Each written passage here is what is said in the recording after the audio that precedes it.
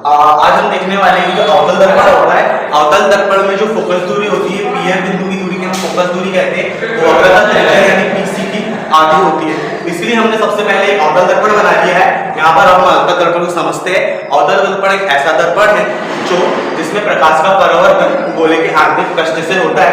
यहाँ हमें एक अवतल दर्पण दिखाई दे रहा है, हम इसे इस प्रकार समझते हैं।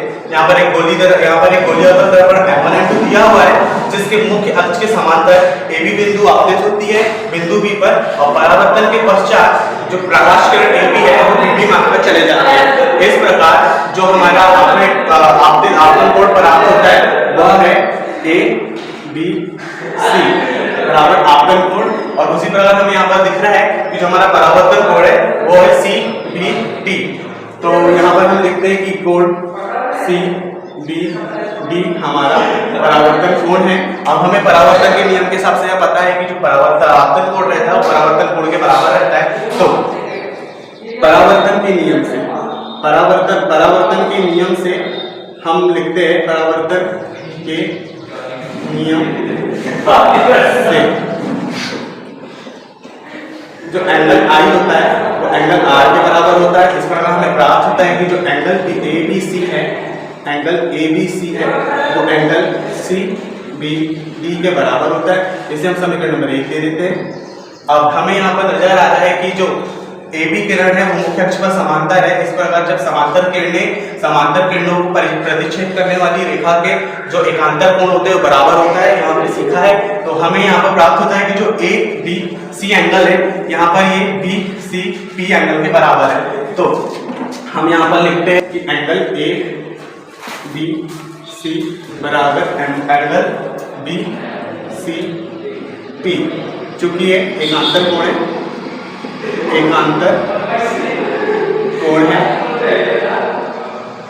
इसे हम छोड़ देते हैं। अब हमें यहाँ पर समझ आएगा कि हमें यहाँ पर इसका मान पता चल गया, ये भी I के बराबर है। अब हम यहाँ पर देखते हैं कि त्रिभुज BCF में, यहाँ पर हम लिखते हैं त्रिभुज BCF में हमने यहाँ जाना है कि यदि कोई त्रिभुज के दो कोणों के मान बराबर होते हैं तो उनकी संगत भुजाएं भी बराबर होती है। इससे हमें यहाँ दिखता है कि यहाँ पर दो आपतन कोण I और परावर्तन कोण R है और परावर्तन के नियम से बराबर है। तो इस हिसाब से एंगल आपतन कोण I के सम्मुख भुजा BF और परावर्तन कोण R की सम्मुख भुजा CF आपस में बराबर होगी। तो हमें यहाँ पता चलता है कि जो एंगल BCF है, angle BCF is equal to angle CBF। तो यहाँ पर हमें यहाँ समझ आता है कि जो एंगल I है आपतन कोण है, परावर्तन कोण R के बराबर है। इससे हमें यहाँ चूंकि ये सम्मुख भुजा के कोण है, इससे हमें यहाँ पता चलता है कि जो BF भुजा है वो BF भुजा CF भुजा के बराबर है। अब हमें यहाँ प्राप्त होता है, सब समीकरण नंबर 2 नाम दे देते हैं, समीकरण 2 नाम दे देते हैं। अब हमें यहाँ पता चलता है क्योंकि यहाँ पर हम बड़ा दर्पण लिया गया है, यदि हम दर्पण का द्वारक छोटा लेते हैं, यदि दर्पण M1 M2 का द्वारक छोटा हो तो यदि हम दर्पण का द्वारक छोटा लेते हैं तो ये जो AB आपतित किरण है ये लगभग ध्रुव बिंदु पर आपतित होगी। इस प्रकार से जो BF भुजा है वो PF के बराबर हो जाएगी। यदि हम दर्पण का द्वारक M1 M2 छोटा लेते हैं तो BF भुजा PF के बराबर हो जाएगी। तो हम लिखते हैं कि BF बराबर PF लगभग ये बराबर रहती है, पूरी तरह से बराबर नहीं रहती है, लगभग लिखेंगे और इसे हम देते हैं समीकरण नंबर 3 नाम। अब यहाँ पर हम समीकरण नंबर 2 और 3 से देखते हैं। इक्वेशन 2 व इक्वेशन 3 से तो हमें प्राप्त होता है कि इन दोनों समीकरण में LHS BF बराबर है। तो यदि LHS बराबर होगा तो RHS भी बराबर होंगे। तो इससे हमें प्राप्त होता है कि CF बराबर PF। अब हमको यहाँ CF कहाँ दिख रहा है? CF ये वाली भुजा है, CF ये वाली भुजा है, और जो PF भुजा है ये वाली है। ये भुजा ये दो बिंदु से निकली ये भुजा है। अब हमें पता है, चूंकि हम जानते हैं चूंकि PF बराबर है, फोकस दूरी होता है, क्योंकि हम जानते हैं कि पीएफ बराबर फोकस दूरी होता है, तो हम दोनों पक्षों में पीएफ को जोड़ देते हैं। तो दोनों पक्षों में पीएफ को जोड़ने पर, दोनों पक्षों में पीएफ को जोड़ने पर हमें प्राप्त होता है CF प्लस PF बराबर PF प्लस PF।